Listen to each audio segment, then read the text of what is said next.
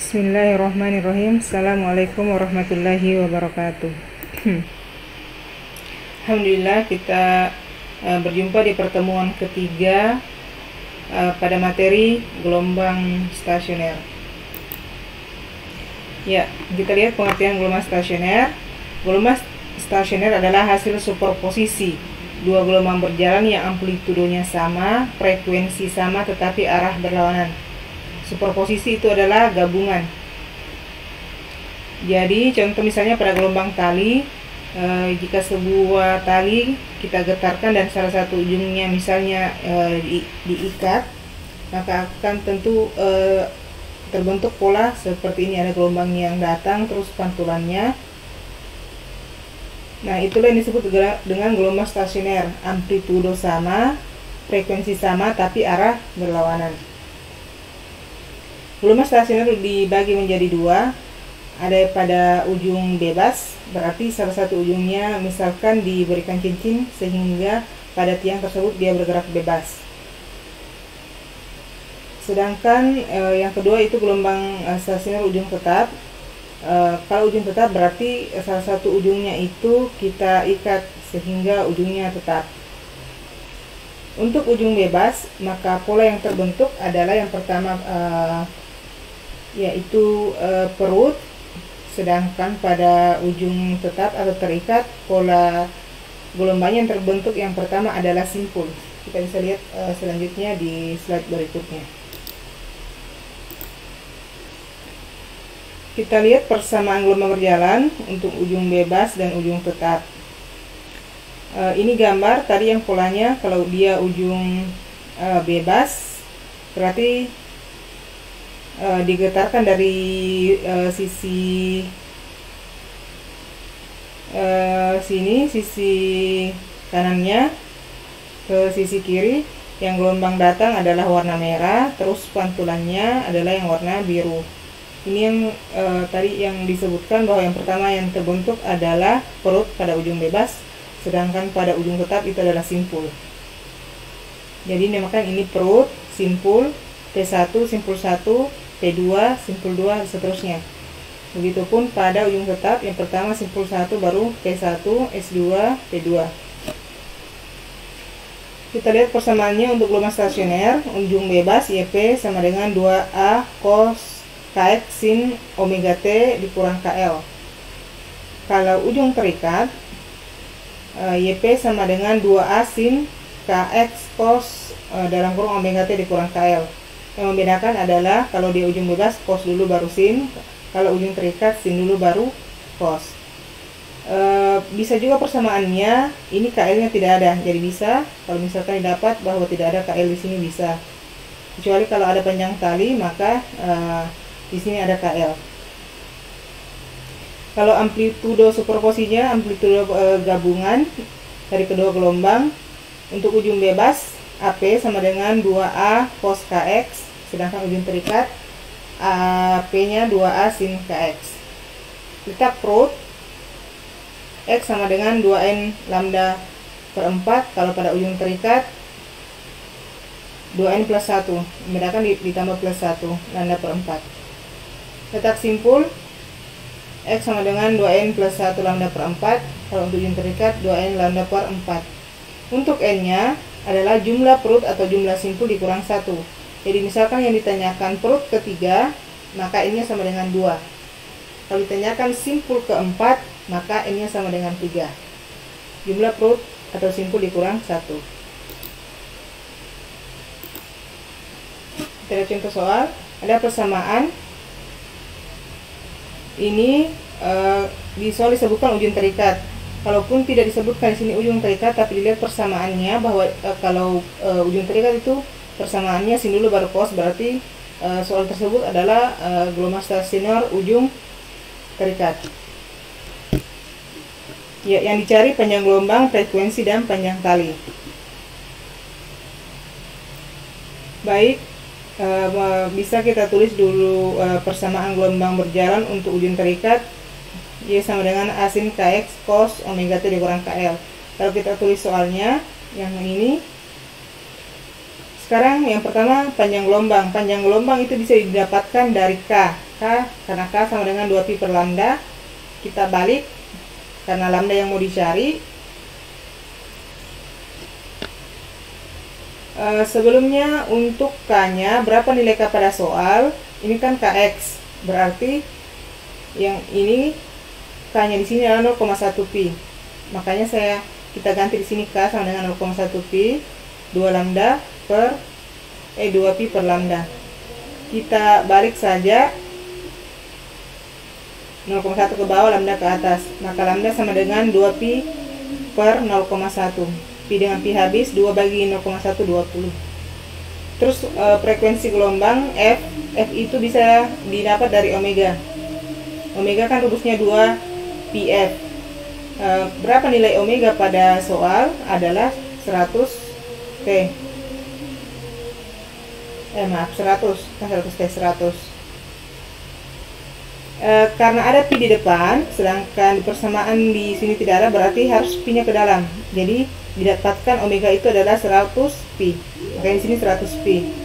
Omega 100 pi sama dengan 2 pi f. Jadi f-nya adalah pi dengan pi habis 100 dibagi 2 50. Panjang kali itu L. Variabel L. Jadi KL itu sama dengan 12 pi. Ingat ini pi harus dikali ke dalam. Maka ditulis KL sama dengan 12 pi. Nilai K adalah 0,1 pi. Ini sekarang diganti K 0,1 pi, L-nya tetap sama dengan 12 pi. Jadi L itu adalah 12 pi dibagi 0,1 pi. Pi dengan pi habis, 12 bagi 0,1 120. Berikutnya, pada kali yang panjangnya 2 meter dan ujungnya terikat pada tiang yang ditimbulkan gelombang stasioner. Jika terbentuk 5 gelombang penuh, maka letak perut yang ketiga dihitung dari ujung terikatnya. Baik, gambarnya kurang lebih seperti ini karena disebutkan di soal ada 5 gelombang. Ada 5 gelombang berarti satu gelombang kan satu puncak satu lembah, berarti ini dihitung satu panjang gelombang. Jadi ini 1 2 3 4 5. Nah ini 5 gelombang, berarti digambar juga pantulannya. Ini 1 2 3 4 5. Ya harusnya dari sini ya, karena ini merambat dari sisi kiri ke kanan, dan di sini ujung terikatnya. Maka berarti pola gambarnya seperti ini. Ada 5 gelombang dan X-nya adalah 2 meter. Yang dicari adalah letak perut ketiga. Ada 2 cara untuk mencari ini, bisa dengan rumus, bisa dengan gambar. Kalau dengan gambar kan begini, ini penjelasannya. Pada ujung tetap yang pertama adalah simpul S, baru perut. Jadi simpul perut dan seterusnya. Cara menentukan itu dari ujung tetapnya ya, yang ditentukan dari ujung tetapnya, bukan dari merambatnya. Jadi di sini S1, bukan di sini. Baik, untuk S1 pasti 0 karena dia dihitung dari ujung tetap. Di sini 0. Terus untuk P1 itu berapa panjang gelombang? Kalau sampai di sini kan satu panjang gelombang. Ini kan satu puncak, satu lembah, itu satu panjang gelombang. Berarti kalau di P1 itu seperempatnya gelombang. Makanya seperempat daripada lambda. Selanjutnya berarti kalau di sini ada 2/4-nya lambda. Terus di sini 3/4-nya lambda. Di sini kan tadi 1 berarti sama dengan 4/4-nya lambda. Begitu seterusnya ke sana menjadi 5/4. Saya kira bisa dipahami kalau menggunakan gambar. Boleh digambar dulu. Kalau di sini kan belum ada gelombang, berarti 0. P1 itu pasti 0. Untuk P1 berapa seperberapanya gelombang? Seperempatnya, karena di sini adalah 1 atau 4 dari 4. Di sini 3/4, 2/4 atau 1/2. Sini 1/4. Nah, pakai cara pertama tadi, pakai gambar, yang dicari adalah perut ketiga, P3, yaitu 5/4 lambda. Jadi 5/4 lambda. Tentukan dulu lambdanya berapa. Lambda itu kan bisa dicari dari X dibagi N, jumlah jarak tempuh dibagi jumlah gelombang. Jarak tempuhnya kita jadikan saja cm supaya lebih gampang dihitung. Jadi 200 dibagi 5, 40 cm. Masukkan ke sini. Tadi 5/4 dikali lambda, 5/4 kali 40. Ini 4 dengan 4 tinggal 10 di sini. 10 kali 5, 50 cm atau 0,5 meter. Itu cara pertama. Cara kedua bisa menggunakan rumus tadi yang sebelumnya. Ujung terikat perut itu 2n plus 1 lambda per 4. 2n lambda 2n plus 1 lambda per 4. 2n lambda 2n plus 1 lambda per 4. Sekarang n nya, karena ini perut ketiga, berarti n nya sama dengan 2. 2 dikali 2 ditambah 1, 5. 5/4 akhirnya sama, 5/4 atau 5 dikali 40/4. Ini 40/4 10. 10 dikali 5, 50 sama. Jadi itu adalah cara menentukan letak perut atau simpul. Bisa menggunakan gambar, bisa menggunakan rumus.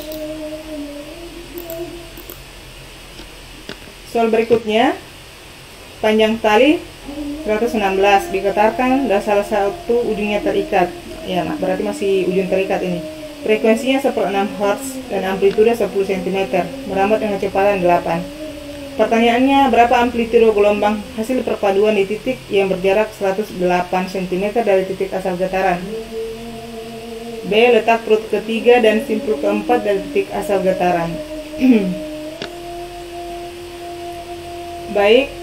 Yang pertama, amplitudo superposisi AS-nya atau AP-nya. Kalau tadi sama, AP dengan AS sama. Rumusnya AS adalah untuk ujung terikat 2A sin KX. Berarti kita butuh dulu berapa nilai K. K itu kan 2pi per lambda. Terus belum ada lambdanya di soal. Lambda itu adalah P sama dengan lambda dikali F. P nya di soal 8. Lambda yang mau dicari frekuensi 1/6. Maka lambdanya adalah tinggal 8 dikali 6, 48. Inilah yang dikasih masuk ke K. Maka K itu nilainya adalah 2pi per 48. Sekarang kita masukkan ke soal. 2 tetap 2, amplitudo 10 sin. K nya diganti dengan 2pi per 48 dikali 8. Ini 20, 2 kali 10.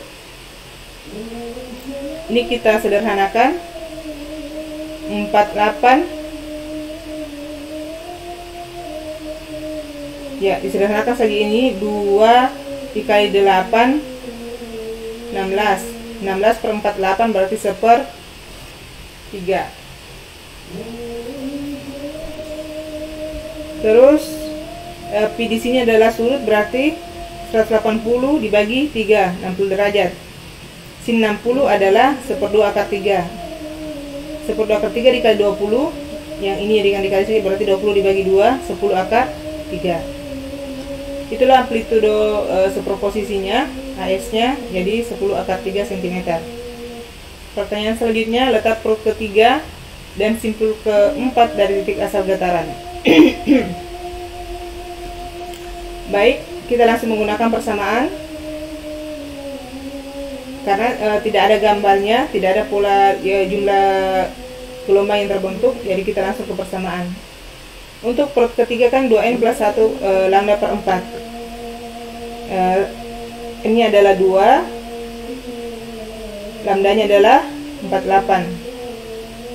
Ya, ini dikali tambah 1, 5. Ini 12, 5 dikali 12, 60.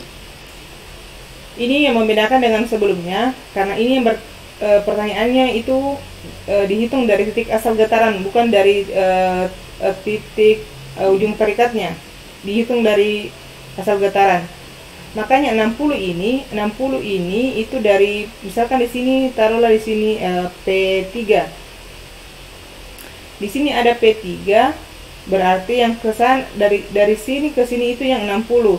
Tapi yang dimaksud di soal itu dari asal getarannya, dan jadi dari sini ke asal getaran, bukan dari ujung terikat. Makanya yang 60 ini dikurang dari 116. Jadi kalau dihitung dari asal titik getaran, yaitu 116 dikurang 60, 56. Seandainya tidak ada di sini pertanyaannya dari titik asal getaran, maka jawabannya adalah 60. Tapi kalau ada di sini disebutkan dari titik asal getaran, maka jawabannya 56. Begitupun dengan simpul keempat. Simpul keempat persamaannya adalah 2n lambda per 4. Berarti sekarang n-nya adalah 3 karena S4. Jadi n-nya 3 karena dikurang 1, 4 dikurang 1. 2 kali 3, 48 per 4. 6 kali 12, 72. Sama juga dari titik asal getaran, maka 116 dikurang 72. Kan jarak keseluruhan 116.